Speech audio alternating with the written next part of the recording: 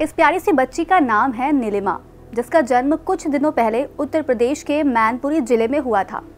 बच्ची के आने से घर में खुशियों ने कदम रखा ही था, लेकिन 1.5 माह में ही ये खुशियां मातम में बदल गई।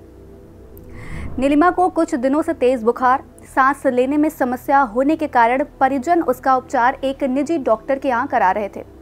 हालत बिगड़ने पर परिजन बच्ची को लेकर अस्पताल पहुंचे, लेकिन इससे पहले ही नीलिमा ने दम तोड़ दिया। डॉक्टर ने बताया कि बच्ची की मौत सेप्टिसीमिया नामक बीमारी के कारण हुई है। इसके अलावा जिले के अन्य बच्चे और बुजुर्ग भी सेप्टिसीमिया का शिकार हो रहे हैं। एक सप्ताह में सेप्टिसीमिया से करीब 11 लोगों की मौत हुई है। इसमें संक्रमण के गंभीर स्थिति तक पहुंचने पर ब्लड प्रेशर तेजी से गिर सकता है, ऑर्गन फेलियर हो सकता है, जो कई मामलों में मौत का कारण बन रहा है। ऐसे में इतनी गंभीर बीमारी किन कारणों से जन्म लेती है, इसके लक्षण क्या होते हैं और इससे बचाव का तरीका क्या है, इन सवालों के जवाब जानने के लिए चलिए वीडियो में आगे बढ़ते हैं। शुरुआत करते हैं सेप्टिसीमिया से। सेप्टिसीमिया एक गंभीर ब्लड इन्फेक्शन है। इसे बैक्टीरिया या फिर ब्लड पॉइजनिंग भी कहा जाता है। ब्लड में इन्फेक्शन तब होता है जब रक्त में घूमने वाले रसायन के कारण शरीर में सूजन के बाद जलन पैदा होने लगती है। इसमें शरीर के अलग अलग हिस्से जैसे कि लंग्स, स्किन या फिर ब्लड स्ट्रीम बैक्टीरियल इन्फेक्शन के कारण प्रभावित हो जाते हैं। बैक्टीरिया और इसके टॉक्सिन फैलने के कारण शरीर के अंग सही से काम करना बंद कर देते हैं। आमतौर पर इस संक्रमण को 3 हिस्सों में बांटा गया है।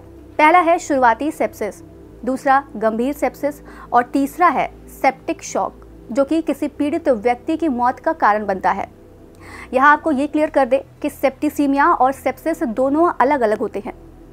सेप्टिसीमिया के अत्यधिक बढ़ने पर सेप्सिस होता है। इसमें शरीर में सूजन की वजह से ब्लड क्लॉट होने लगता है, जिसके कारण ऑक्सीजन की कमी होने लगती है और इलाज वक्त पर न मिलने से सेप्टिसीमिया से पीड़ित व्यक्ति की मौत हो जाती है। तो यहाँ ये जानना जरूरी है कि इस बीमारी का इलाज आखिर है क्या, पर उससे पहले इसके लक्षण पर बात कर लेते हैं। अब जो लोग इस बीमारी के चपेट में आते हैं, उनका शरीर कुछ संकेत देता है, जिसकी पहचान कर इलाज करना जरूरी है। पहली स्टेज पर ही मरीज बहुत बीमार दिखाई देने लगता है। इसमें शरीर के तापमान में बदलाव आना, जिसमें टेम्परेचर 101 डिग्री फ़ारेनहाइट से अधिक या फिर 98.6 डिग्री फ़ारेनहाइट से कम हो जाता है। दिल की धड़कनें तेज हो जाती हैं।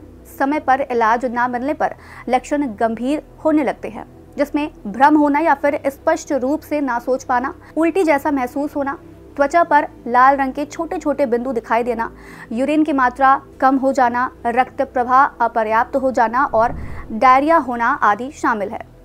वहीं सेप्टिक शॉक की स्थिति ज़्यादा घातक होती है, जिसमें ब्लड प्रेशर बहुत कम हो जाता है। ऐसे में सेप्टिसीमिया का इलाज डॉक्टरों के लिए एक चैलेंज की तरह है। इसमें इन्फेक्शन के अहम कारणों का अंदाज़ा लगा पाना मुश्किल हो जाता है, इसलिए कई तरह की शारीरिक जाँच की जाती हैं। अगर संक्रमण का प्रारंभिक स्तर पर ही एंटीबायोटिक से उपचार किया जाए तो बैक्टीरिया को ब्लड स्ट्रीम में प्रवेश करने से रोका जा सकता है। संक्रमण अगर बच्चों में है तो उन्हें सही समय पर जरूरी टीके लगवाकर सेप्टिसीमिया से बचाया जा सकता है।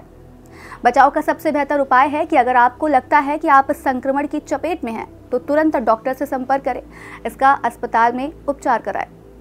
आज कार्यक्रम में इतना ही। हम फिर मिलेंगे कुछ नई जानकारी के साथ। तब तक के लिए मुझे दीजिए इजाजत। नमस्कार।